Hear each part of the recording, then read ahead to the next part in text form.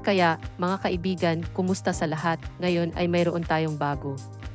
Diskarte sa pangangalakal, mga pagpipilian sa bulsa, kaya umupo. Magsimula tayo. Pumunta tayo sa platform ng brokerage. Dito ang time frame ay 30 segundo.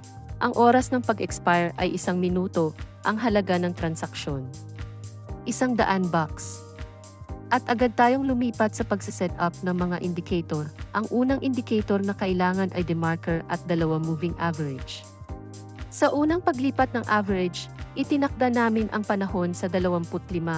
Binabago rin namin ang estilo at itinakda ang kulay sa pula. Well, sa pangkalahatan, hindi mo na kailangang baguhin pa ang mga setting dito.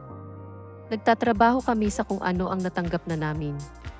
Tingnan ang tagapagpahiwatig ng demarker na ipinaliwanag sa iyo ng maraming beses na mayroong marka ng 30 at marka ng 70 at tiyak na mula sa mga zone na ito na madalas na umiikot ang presyo. Tinitingnan namin ang mga moving average at tinitingnan ang demarker, ihambing ang impormasyon at mga bukas na kalakalan. Lumipat tayo sa isang asset kung saan mayroon ng mga trading signal at buksan ang mga unang trade. Kaya't lumipat tayo sa pares ng pera na ito. New Zealand dollar, American dollar, tingnan mo, mga kaibigan, sa demarker. Narito tayo ay may trend reversal mula sa 70 mark. Tingnan ang intersection ng dalawang moving average. Hindi inaasahan ang intersection. Ngunit dito tayo ay may trend. Una, pababa. Tingnan ang pababa. Kaya, mga kaibigan, ang aming unang dial ay nagtatapos sa isang magandang close. Ito ay medyo mapanganib. Ngunit gayon pa man, kami ay gumawa ng pera.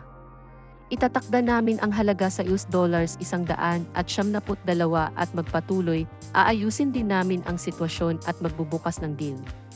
Kaya't nagtatrabaho kami sa asset na ito, ang Euro-Ruble, tingnan ang demarker, ang presyo ay lampas sa marka ng 30. Naghihintay kami para sa pagpasok sa channel ng presyo. Nakikita namin na ang presyo ay gumagalaw na paitaas, nagbubukas kami sa kilusang ito eksaktong pataas. Naghihintay kami ng resulta. Nagbukas kami ng kalakalan sa iyo sa isang napakalakas na paitaas na salpok, ngunit mayroon ding napakalakas na pababang salpok. Gayunpaman, ang US dollars 364 ay nasa ating balanse. Lumipat tayo sa susunod na pares ng pera, suriin din ang sitwasyon at magbukas ng deal. Tandaang subukan ang iba't ibang oras ng pag-expire para wala kang anumang mga issue sa iyong mga trade. Kaya, mga kaibigan, nagtatrabaho kami sa asset na ito. Ang lahat ay kasing simple hanggat maaari sa ganoong sitwasyon ay hindi pa gumagana, ngunit tingnan ang pababang paggalaw na ito. Magdesisyon tayo. Kung nasaan ang antas ng ating suporta, lumipat tayo sa mas mataas na time frame para dito. Mapapansin natin na ang antas matatagpuan dito. Ang presyo ay dumating lamang sa antas na ito. Tinitingnan namin ang mas mataas na time frame sa demarker. Ang presyo ay lampas sa 30 mark. Inaasahan namin ang pagbabalik dito, kaya lumipat kami sa aming nakaraang time frame.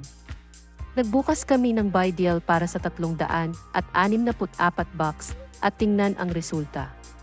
At kaya, mga kaibigan, sa asset na ito ay natukoy namin ng tama ang lahat. Tulad ng nakikita mo, nangyayari ang pagbabalik, ito ang kailangan namin. Sa makatuwid, nagtrabaho kami ng 100% dito. At maaaring kailanganin mo ring lumipat sa mas mataas. Kaya, mga kaibigan, lumipat tayo sa asset na ito, dito tayo magtatrabaho para sa pagbebenta.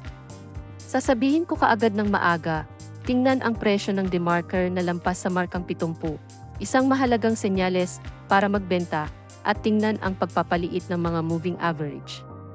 Ito rin ang 2 anti-signal. Bueno, ang katotohanan na ang presyo ay nasa tuktok nito ay ang ika-negatibo 3 signal. Dito kami ay nagbukas ng buong kumpiyansa sa loob ng 1 minuto, hintayin lamang ang resulta. At kaya ang US dollars 1,237 ay nasa balance sheet. Muli tayong nakatagpo ng mga corrective na paggalaw at narito ako ay medyo nagmamadali sa aking sarili. Hindi ako naghihintay para sa mga pullback na ito. Bueno, nagbukas kami sa puntong ito, at iyon ang dahilan kung bakit natalo kami ng kandilang ito ng kaunti. Ngunit gayon pa man, ang transaksyon, kaya't nakikipagtulungan kami sa asset na ito, Mga kaibigan, dito agad akong nagbukas ng isang buy deal. Tingnan ang paggalaw ng presyo. Dito ang presyo ay pumasok sa channel ng presyo. Ang mga corrective na paggalaw ay nagaganap ng ilang oras. Iyon ay isang paulit-ulit na diskarte sa ang markang 30. Bueno, kung gayon mayroon tayong medyo magandang paggalaw na nangyayari, iyon ay, ang matalim na paitaas na salpok sa pagitan na ito ay maaaring ituring na isang pagbaliktad ng kalakaran. Tingnan natin ang resulta. At kaya mayroon kaming 2,137 dolyar sa aming balanse. Isang mahusay na resulta. Sa tala na ito ay tatapusin namin ang pangangalakal. Huwag kalimutang mag-subscribe sa aking Telegram channel. May mga libreng signal at pagsasanay. Makita ka muli.